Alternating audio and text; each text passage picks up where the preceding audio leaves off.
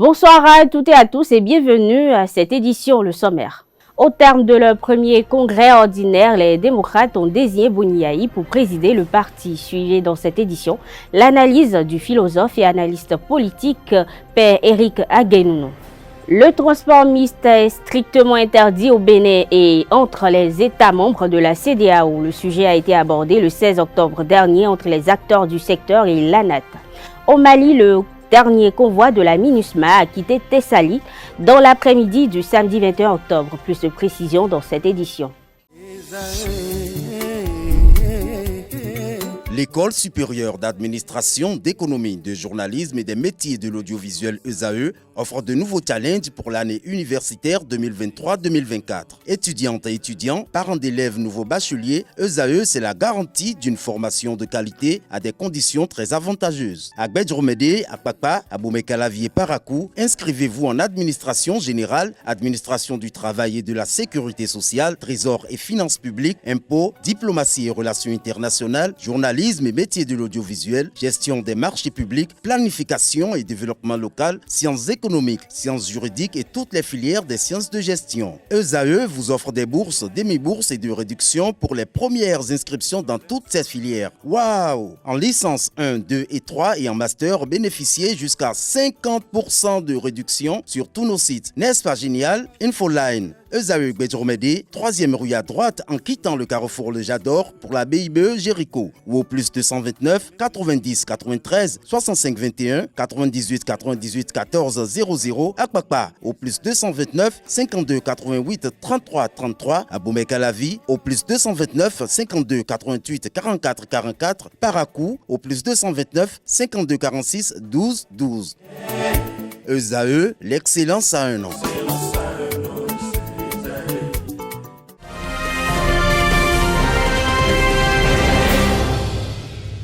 Bienvenue, le parti d'opposition Les Démocrates a tenu les 14 et 15 octobre dernier son congrès à Parakou. À l'issue des décisions prises, l'ex-président Boni Yayi est élu à la tête du dit parti. Sur ce sujet d'actualité, le philosophe, écrivain et analyste politique Éric Aguenounou s'est prononcé. Propos recueillis par ESAE TV. Si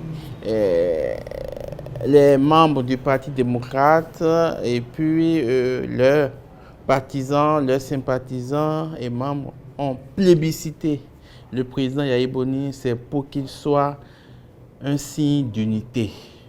C'est pour qu'il soit le roc capable de sédimenter les liens politiques, de sédimenter les relations pour que le parti puisse tenir. Ensuite, il faut noter aussi que l'aura Yayi Boni continue. Il a été un président populiste, populaire, proche de son peuple. Il faut voir le monde qu'il drainait quand il sort. Pour lui, être chef d'État, c'est pas être dans un bureau, c'est sortir. Il allait...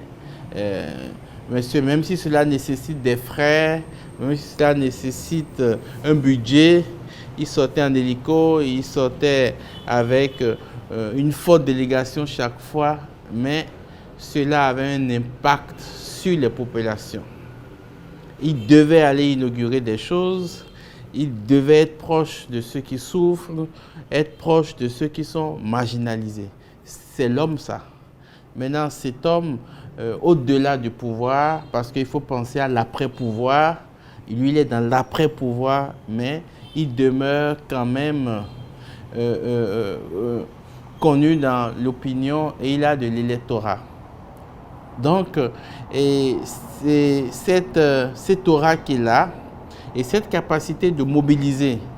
Les législatives passées, on a vu comment dans Parakou et dans le sud du Nord, il a pu quand même créer la victoire des démocrates. Donc, ce qui signifie que sa notoriété politique est intacte et c'est un animal politique.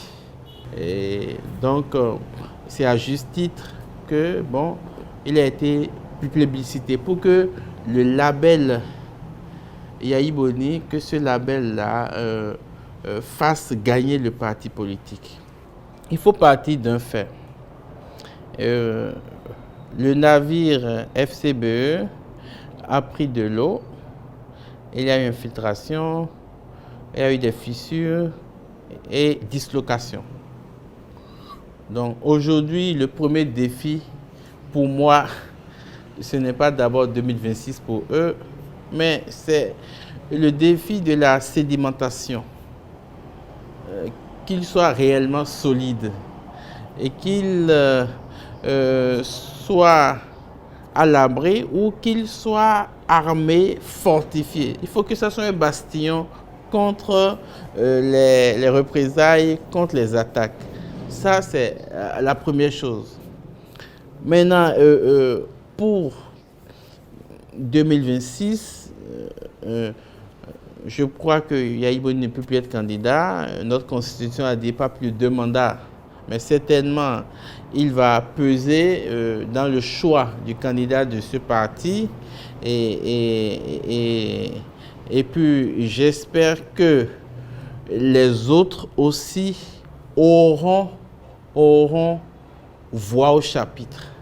Et que ça ne soit pas lui qui délibérément va choisir un candidat. Parce qu'il a déjà commis l'erreur une fois, il faudra qu'il commette l'erreur une deuxième fois. Donc il faudrait que ça soit de façon consensuelle qu'un candidat soit dégagé pour 2026. Mais que ça soit réellement un candidat du peuple, crédible, honnête et capable de travailler et à la volonté du peuple. Mais avant ça, il faut que ce parti-là, si il se réclame de l'opposition comme tel, qu'il travaille au respect des droits de l'homme.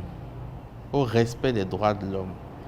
Les droits de l'homme peuvent réellement s'arrimer au développement.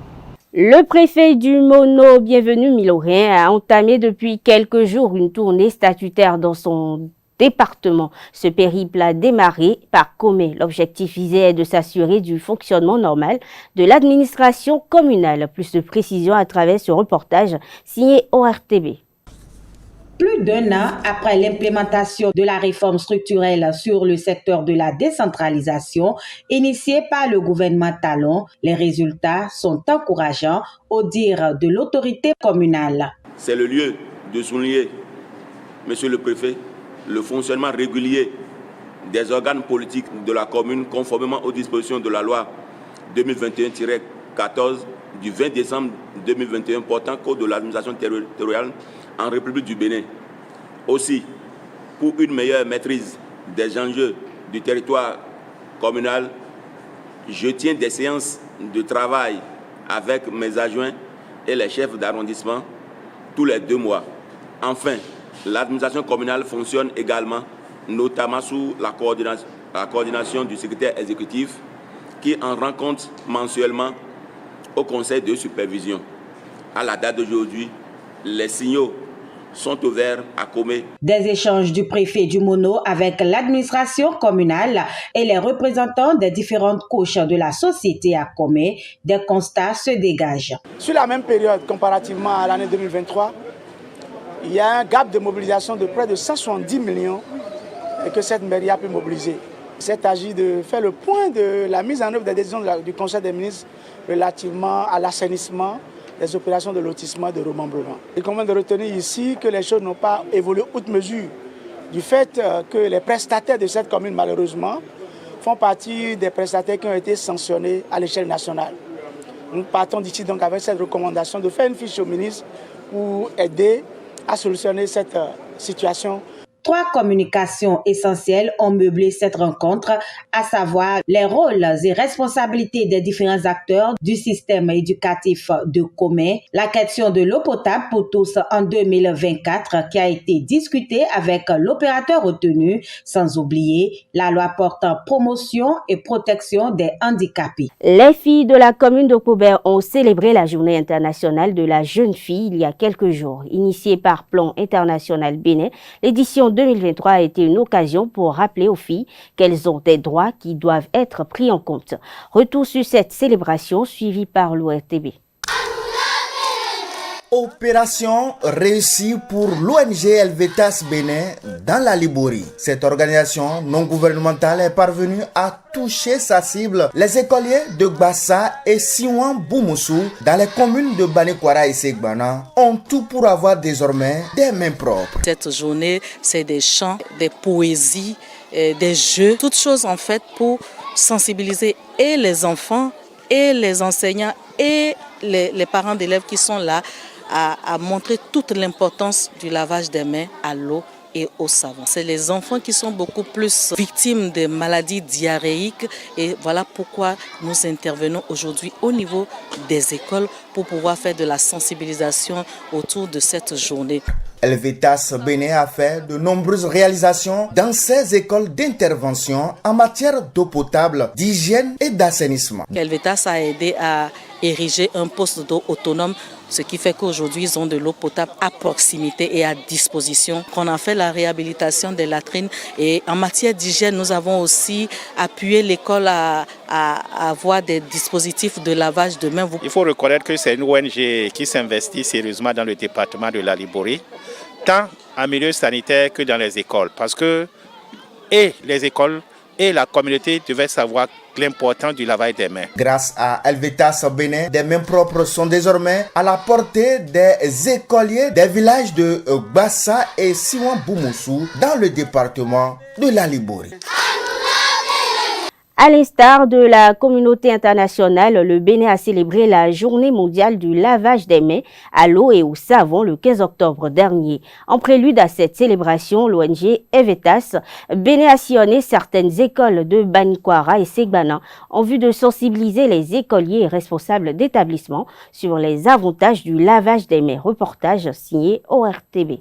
À cette caravane partie du carrefour Château de Pobé pour le stade omnisport de la localité, les filles, à travers des messages forts de sensibilisation inscrits sur des pancartes, ont ainsi marqué la journée à elles consacrée. Une occasion pour rappeler à l'assistance les maux auxquels elles sont confrontées. Le travail des enfants, l'exploitation économique, la non-scolarisation ou déscolarisation, le mariage précoce et forcé, les grossesses précoces du fait des abus sexuels sur nous. En réalité, l'activisme des jeunes filles est l'un des moyens pour exercer à la vie associative et apprendre à devenir un citoyen responsable.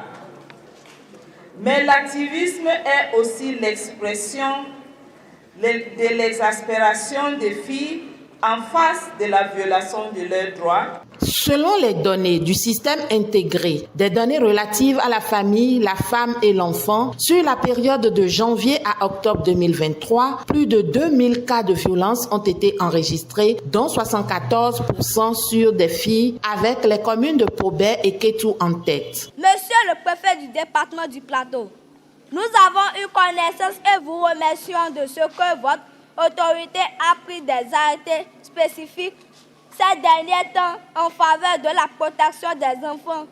Nous voulions saisir cette occasion solennelle pour vous demander de veiller à leur mise en application. Je puis vous rassurer davantage que de concert avec les directions départementales en charge des affaires sociales, du travail, de la police républicaine, ainsi que les ONG partenaires et autres parties prenantes, je ne ménagerai aucun effort pour lutter farouchement contre des fléaux qui gangrènent notre département. Un engagement qui certainement fera progresser les droits des filles dans le département du Plateau. La place de l'indépendance de Djougou a abrité du 13 au 22 octobre la foire interdépartementale Atakora-Donga du consommé local. Le lancement a eu lieu le 13 octobre dernier. Reportage. À la place de l'indépendance de Djougou, la curiosité suscitée par les produits made in Bénin est perceptible. Autorités et citoyens ordinaires découvrent avec bonheur le génie des artisans à cette foire du consommant local. Montrer les potentialités en termes culinaires, vestimentaires et également de construction. Le consommant local, ce n'est pas que ce que nous mettons dans la bouche. Donc, cette année, ces 3 volets des besoins essentiels de l'homme ont été intégrés à la célébration du mois du consommant local. Le visiteur a l'opportunité de soutenir l'économie béninoise en faisant de bonnes affaires avec la possibilité de découvrir l'histoire des producteurs, véritables créateurs de richesses. Notre espérance est que les produits localement et réalisés dans nos 2 départements, à savoir l'Atakora et l'Adonga, soient mieux connus et que les gens prennent l'habitude de les acheter et tout le temps.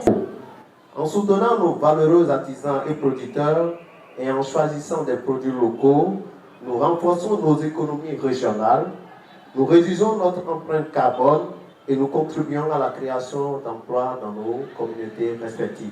Cette fois, célèbre cette valeur ci-dessus citée. Jusqu'au 22 octobre, le public peut avoir tous ses produits en un même lieu. Passé ce délai, il va falloir parcourir les 2 départements pour retrouver les exposants. L'ANCB, Association nationale des communes du Bénin, a tenu une séance d'échange avec les élus locaux contre le paludisme. Cette rencontre a connu la participation de plusieurs maires. Reportage ORTB. L'une des actions menées par l'Association des élus locaux contre le paludisme est d'outiller les maires français sur la question du palu. L'association pose ses valises au Bénin pour diverses raisons. Faire en sorte que chaque élu local, dans sa communauté, chaque maire puisse dédier un adjoint, un conseiller municipal ou autre aux questions de santé publique. Parce que lorsqu'on touche la question de santé publique, finalement on touche l'environnement et on touche les politiques publiques en termes d'aménagement. Aujourd'hui au Bénin, c'est la promotion de la santé communautaire où les élus que nous sommes appelés à nous impliquer davantage. Ce qui a conduit déjà par endroit à la désignation des relais communautaires qui serviront d'intermédiaires entre les acteurs de la santé et la population pour travailler à la prévention de ces maladies.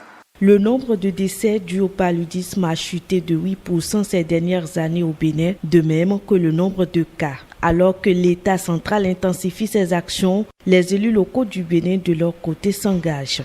Au nom de tous les maires du Bénin et au nom du président de l'ANCB, l'Association nationale des communes du Bénin, que nous représentons ce matin, nous prenons la ferme décision et l'engagement de lutter contre ce mal.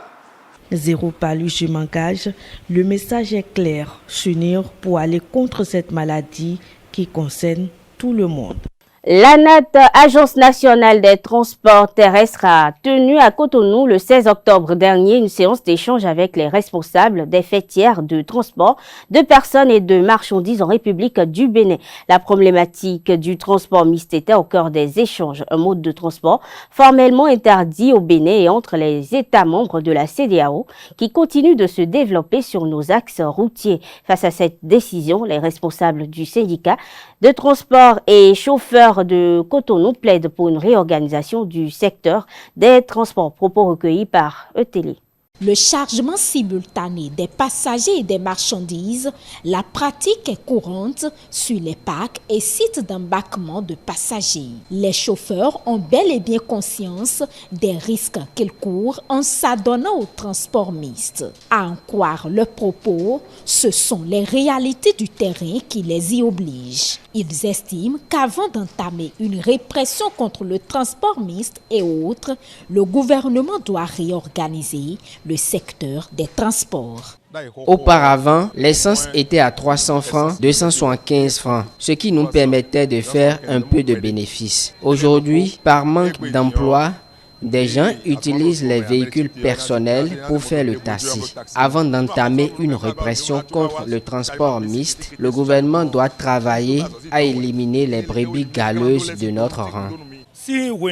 Depuis quelque temps, l'assurance d'état civil est à 116 000. En plus, on doit faire 4 visites techniques par an et autres dépenses.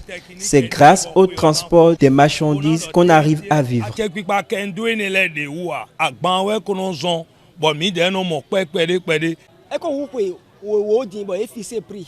C'est depuis 10 ans que les tarifs de voyage ont été fixés. Depuis lors, il n'y a plus eu de changement. Or, la vie devient de plus en plus chère. Du côté des organisations de conducteurs de taxi civil, la sensibilisation a déjà démarré. À travers notre rendez-vous hebdomadaire avec nos mandants, nous avons passé le message. Tout le monde est conscient du fait que le changement mixte n'est pas une bonne chose. Mais tout le monde voit que ça ne doit pas être la priorité. Il faut des préalables. Ce n'est même pas affaire de sensibilisation. Avant de pouvoir dire que, bon, à partir d'aujourd'hui, on ne veut plus voir que vous chargez comme ça. Il faut qu'on améliore les tarifs du transport. Si moi je comprends bien ce qu'on appelle le chargement mixte, nous avions une mauvaise habitude. Normalement, à l'intérieur du véhicule, nous ne devons pas faire de chargement en plus le passager. Parce qu'il y a une différence entre le véhicule, un véhicule de marchandises et un véhicule de passagers. Nous avions déjà commencé la sensibilisation. Parce qu'aujourd'hui même, on s'est descendu sur le terrain pour pouvoir leur expliquer réellement la séance du lundi soir passé, ce que le DG Lanat nous a dit. Et c'est ainsi que nous avons démarré. Nos camarades sont dans l'obligation de respecter pour la bonne marche de notre secteur. Avant la répression, 2 semaines de sensibilisation ont été décrétées par l'ANAT. Abraham Agboakounon, secrétaire général de l'Organisation des conducteurs de taxi civil des communes du Bénin, sollicite un accompagnement des autorités afin de faire passer le message. Il pense qu'une assise s'impose afin de statuer sur la réglementation autour du transport mixte. Nous, on utilise nos canaux digitaux avec des descentes également sur les points d'activité. Mais il va falloir l'accompagnement du gouvernement. Il va falloir mettre en place un vrai comité où tous, transporteurs, administration, police et républicaine, on se retrouve et qu'on fasse un calendrier pour descendre sur le terrain, sensibiliser les gens. Il ne faudrait pas que lorsqu'un conducteur mette 4 sacs de riz sur l'assaut de son véhicule, on dise qu'il a déjà fait un chargement mixte. Non, il va falloir qu'on puisse définir les choses. La réorganisation du secteur des transports, c'est ce à quoi invitent les acteurs rapprochés. Les membres de la Jeune Chambre internationale JCI Bénin ont pris part au lancement officiel de la 34e Convention nationale de l'organisation, mercredi 18 octobre dernier. C'était à la Maison de la Culture de Ouidah. Retour sur la cérémonie de lancement avec E-Télé. Dans cette salle à Chicomble, des membres de la Jeune Chambre internationale venus de tous les départements. Ils ont massivement répondu présent au lancement de la 34e convention de la JCI Bénin qui se tient à Ouidah. Pendant 7 jours, la Terre Ouidah va vivre plusieurs activités entrant dans le cadre de la 34e convention de la JCI Bénin. Toutes ces activités que nous nous apprêtons à vivre ces prochains jours, à commencer par cette belle cérémonie, n'auraient été possibles sans votre précieux accompagnement. Soyez-en sincèrement remerciés. Une convention nationale est faite pour réunir les membres de la JCI Bénin du nord au sud pour partager des expériences, pour se faire former, pour faire du réseautage et pour développer davantage nos relations. Nous accueillons également la délégation étrangère qui viennent nous soutenir, nous accompagner pendant cette période de formation, de maîtrise davantage de l'organisation et de faire découvrir à de nouveaux membres ce que nous faisons. Cette 34e convention nationale sera meublée de formations, de régions parties, des assemblées générales ordinaires électives, d'un village de foi qui va regrouper des entrepreneurs. Cette convention n'est pas simplement un événement de routine, mais un moment décisif qui demande réflexion, action et unité. C'est pourquoi, placé sous le thème « Jeune leader, découvre ta raison d'être pour mieux impacter la nation », nous nous engageons à travailler et à rendre cette convention nationale la plus mémorable possible. Le chef du 3e arrondissement de la ville de Ouidah, représentant le maire, s'est réjoui du choix porté sur la ville pour abriter cette convention nationale. Vous n'avez pas eu tort de porter votre choix sur cette ville, car outre le fait que Ouidah soit une ville qui possède un patrimoine culturel et historique assez riche, elle fait partie des villes qui subissent aujourd'hui un changement positif dans le secteur touristique, mais surtout en lien avec le PAG du gouvernement Patrice Talon, qui ambitionne de faire de Ouidah la première destination touristique de l'Afrique de l'Ouest. Le parrain de la 34e Convention nationale, JCI, en procédant au lancement officiel, a remercié les membres de la JCI pour la tenue de la Convention. Il a invité les uns et les autres à accorder un intérêt particulier aux initiatives de jeunes, notamment celle de JCI Bénin. C'est un plaisir pour moi et un honneur de me retrouver encore une fois en face de vous, en face de la jeunesse, fer de lance de notre pays. La jeunesse qui est demain pour nous, la jeunesse qui est vigueur, la jeunesse qui est l'avenir, la jeunesse qui est l'espoir de notre pays et l'espoir du continent. JCI un jour, et JCI toujours. JCI un jour, et JCI toujours. Je voudrais que cela soit vraiment notre fer de lance. La Jeune Chambre internationale est une organisation de jeunes leaders qui travaille à la formation, au leadership et au service de la communauté béninoise. Un atelier de renforcement des capacités en système de surveillance épidémiologique a été organisé il y a quelques jours. Initiative du réseau africain d'épidémiologie de terrain en collaboration avec le ministère de l'Agriculture, de l'Élevage et de la Pêche. Reportage ORTB. Les travaux de cet atelier de formation vont permettre aux participants de comprendre comment répondre aux problèmes de santé publique liés aux maladies des animaux. Ces spécialistes de santé animale auront aussi à mettre en place des systèmes efficaces pour surveiller la transmission des maladies des animaux. Pour le renforcement des systèmes de surveillance du Bénin, le projet REDICE a rendu disponible un système informatisé de surveillance des maladies animales et zoonotiques SISMAS en cours de renforcement en matériel informatique, 2 guides de surveillance SIMAPRI et SISOPRI, sur lesquels nous avions procédé à des renforcements de capacité des agents que vous êtes, y compris ceux des eaux et forêts. Nous célébrons ce jour la partie de nos efforts pour mettre à la disposition du pays un nombre critique de 50 agents capables de traiter les données collectées par le système de surveillance sur la santé animale. Le défaut de formation des acteurs de la santé animale en épidémiologie de terrain a été identifié comme l'un des facteurs limitant l'évolution du score du développement du personnel. Il est important donc de rappeler que cette formation est devenue une priorité pour tous les acteurs, notamment ceux de la santé animale. L'atelier de formation a eu l'appui technique et financier du projet régional de renforcement des systèmes de surveillance épidémiologique REDICE, un projet financé par la Banque mondiale. Hors du Bénin, plus précisément au Niger, l'ancien président Mohamed Bazoum se porte bien. C'est ce que son médecin a fait savoir 48 heures après l'accusation de tentative d'évasion portée contre lui. Il a pu voir son épouse et son fils Salem. Ils ont été ramenés auprès de Mohamed Bazoum au palais et ils ont aussi été ravitaillés en vivre par le docteur Mabé. Au Mali, le dernier convoi terrestre de la mission de l'ONU dans le pays a quitté son camp de la localité de Tessalit samedi 21 octobre dans l'après-midi. Suivront ensuite les derniers casques bleus tchadiens de la localité d'Aglok. Ces deux groupes formeront ensuite un grand convoi pour rejoindre le Tchad. Fin de confinement en Guadeloupe au regard de la trajectoire de l'ouragan Tami. Le préfet de ce département français l'a annoncé hier samedi. Si le danger est atténué, le phénomène n'est pas totalement terminé, fait savoir le préfet dans son communiqué.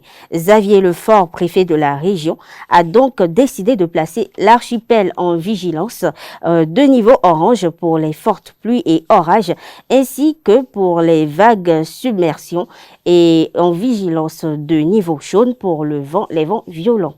En Angleterre, pour finir plus précisément à Londres, près de 100 000 personnes ont marché dans les rues. Samedi 21 octobre, elles réclament la fin de la guerre à Gaza et soutiennent les Palestiniens. Ce cortège était placé, il faut le préciser, sous surveillance avec un millier de policiers dans les rues et un hélicoptère survolant la marche.